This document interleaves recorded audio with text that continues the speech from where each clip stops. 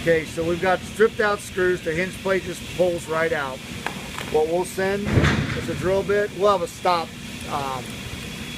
collar on the drill bit. But we're just going to drill deep enough to attach these plastic inserts into it. You don't want to go through the cabinet.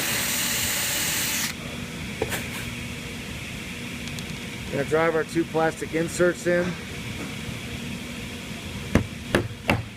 These are actually made for the cup side of the hinge, so after we drive the inserts in, we're going to cut off the white flange on top so the hinge base will sit flush.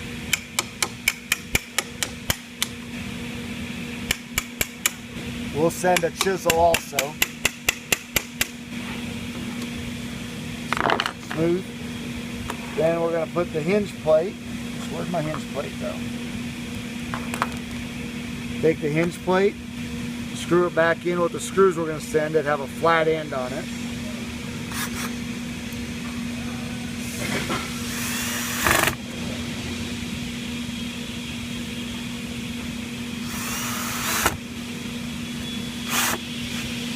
Alright, and your repair is complete.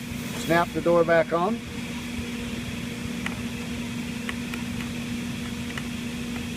Well, come on.